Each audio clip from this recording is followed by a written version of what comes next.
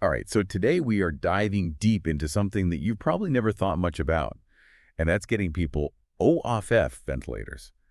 I mean, it sounds pretty simple, right? It's just yank out the tube, right?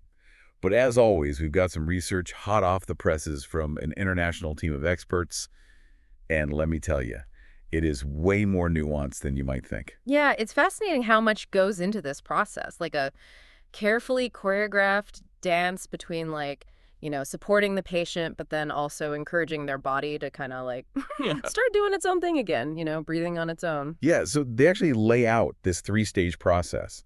First is what they call the initial stage, almost like a checklist, stable blood pressure, no fever, making sure they're mentally with it. Yeah. But the article is very clear that this is not like Yeah. some rigid checklist. Right, definitely not just checking boxes. It's really all about the doctor using their judgment, right? They have to consider each patient's situation, their history. There's no one size fits all, right? So then we move on to what they call the weaning stage. Mm. This is where they're actually testing to see if you can breathe on your own, and this is where the spontaneous breathing trial comes in, which sounds intense. It can be. And traditionally, they used a T-tube for this trial.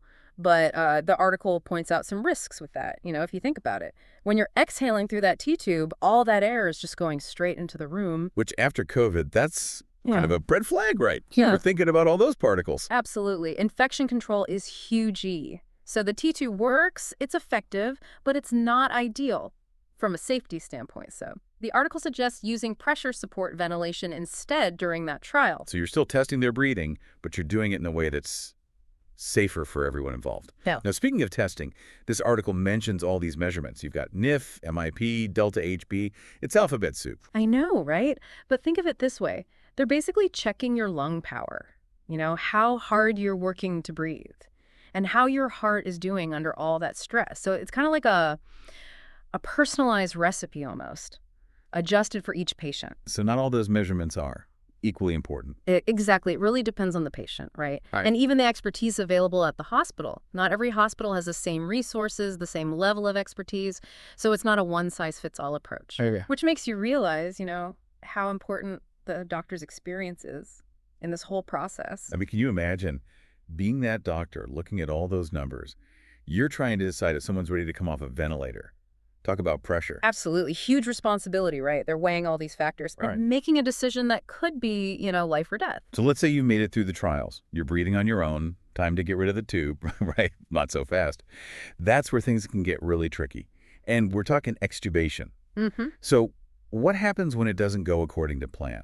Right. So that's when we see what we call extubation failure, which is different from weaning failure, although they can be related. Okay, hold on. Back up a sec. What's the difference? Think of it like this.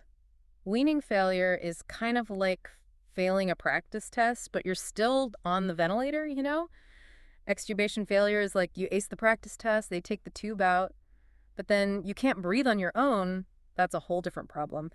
And the causes, man, they can be super complex. The article lists lung issues, heart problems, even neurological complications. Wow, that's a lot to consider. So what happens if someone starts struggling after they pull out the tube? Do they just shove it right back in? Not always. It depends, how serious is the situation. They might try non-invasive ventilation, like CPAP or BiPAP, which is basically breathing support without having to reinsert the tube. Right. Those are the masks that you see sometimes for sleep apnea. Interesting that. Right. They can use those same masks in this situation.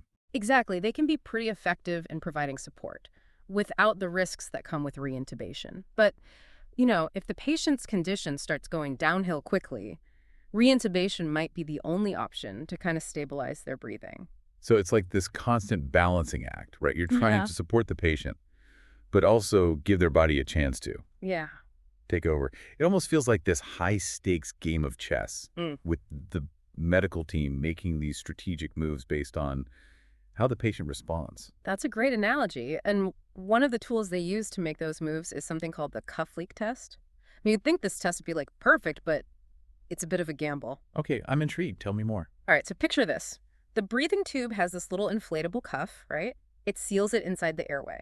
So the cuff leak test, what they do is they deflate this cuff a little bit, and then they measure the airflow.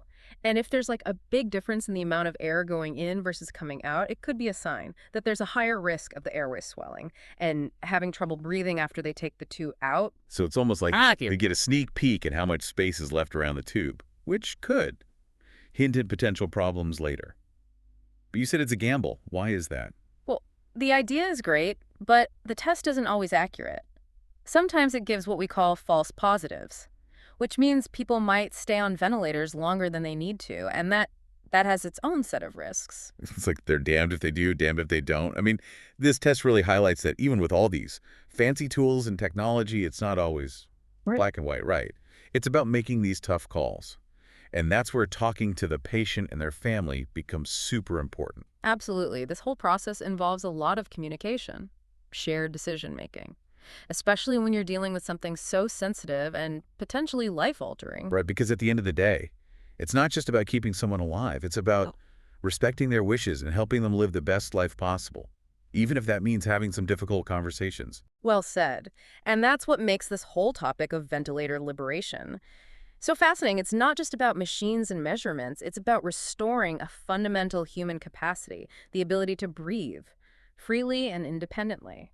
You know, it's interesting. We started this deep dive talking about getting people OFF ventilators, but it feels like we're talking about so much more than that. Like we're talking about the art of medicine, Yeah. the importance of patient autonomy, this delicate balance between providing support but also empowering Well, individuals. that's the beauty of these deep dives, right? You never know where they're going to take you. And in this case, it's taken us to this deeper understanding of what it really means to care for someone in a vulnerable state.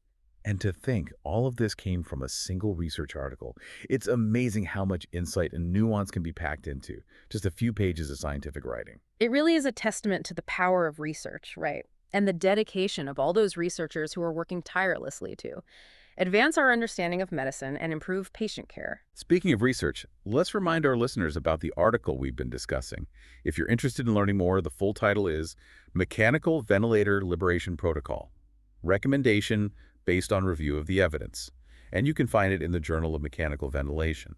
It's a great resource for anyone who wants to dive deeper into the nuances of this topic. Absolutely. And I have a feeling this won't be the last time we talk about ventilator liberation. I mean, the field is constantly evolving. New research, new technologies.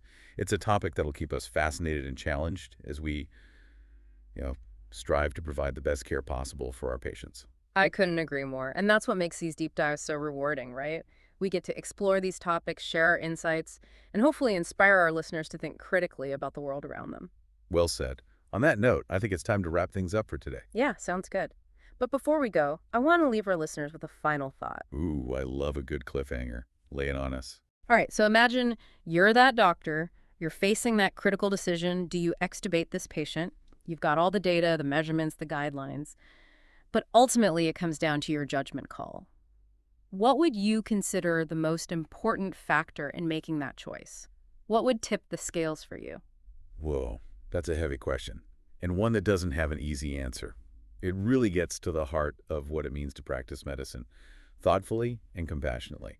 And it's a question that I hope all our listeners will ponder as they continue to think about this topic, this complex and fascinating topic. Yeah, it really makes you appreciate how complex these decisions are and the responsibility these doctors have. And it's not just about that initial extubation, right? The article also talks about what happens if things go wrong later on. Like, imagine someone seems fine after they take out the tube, but then hours later, they start having trouble breathing. It's still considered extubation failure, right, even though the tube is already out. Exactly. The article is very clear about that. It's not just about getting the tube out. It's about making sure the patient can actually breathe on their own afterwards. So what happens in those situations? Do they have to go through the whole process again? Not necessarily. The article outlines a few different options. They might try non-invasive ventilation, like we talked about before, CPAP or BiPAP, which basically provides support without having to reintubate. Right, so it's like a safety net, Yeah. giving their lungs a little help, without having to go back to the tube.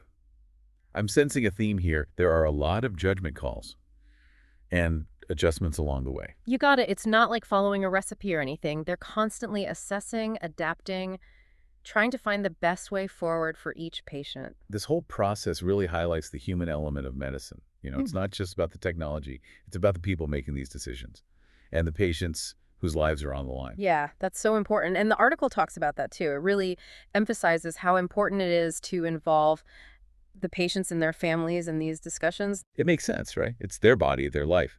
They should have a say in what happens. Absolutely. Informed consent, shared decision making. These are crucial, especially with a procedure as sensitive as this. The article even highlights the ethical considerations, alongside the scientific and clinical aspects. That's really encouraging to hear. It shows a shift toward more patient-centered care, even in critical care medicine where things can feel very intense and technology-driven. Right, it's recognizing that patients aren't just a collection of symptoms or data points, they're individuals with their own values and beliefs and goals, and those things should absolutely be considered when making decisions. It's a good reminder that behind all the medical jargon and the procedures, there's a human being at the center of it all. Absolutely, and that's what makes this whole topic of ventilator liberation so compelling. It's not just about machines and measurements, it's about restoring that fundamental human capacity to breathe freely and independently. Yeah, it really makes you think. It sticks with you. And that's what I love about these deep dives. They're not just giving you information, they're making you think, making you question things. Exactly, and sometimes those questions are more valuable than any easy answer you could get. Absolutely. This has been an incredible journey through the world of ventilator liberation. Who knew there was so much to think about beyond just taking out a tube, right? It really is a whole hidden world, full of decisions and challenges and triumphs, too, that most people don't ever even think about. A huge thank you to all our listeners for joining us on this deep dive. We hope you learned something new and maybe even shifted your perspective a bit. And if this episode got you curious, we definitely encourage you to check out that research article we've been talking about. It's called Mechanical Ventilator Liberation Protocol, recommendation based on review of the evidence. You can find it in the Journal of Mechanical Ventilation. Yeah, it's a fascinating read, even if you don't have a medical degree. But for now, we'll leave you with that thought-provoking question from our expert. When it comes to making those tough extubation decisions, what would you prioritize? What would be the most important thing for you? Let us know your thoughts. We'd love to hear from you. Absolutely. But until next time, keep those brains buzzing. And we'll catch you on our next deep dive.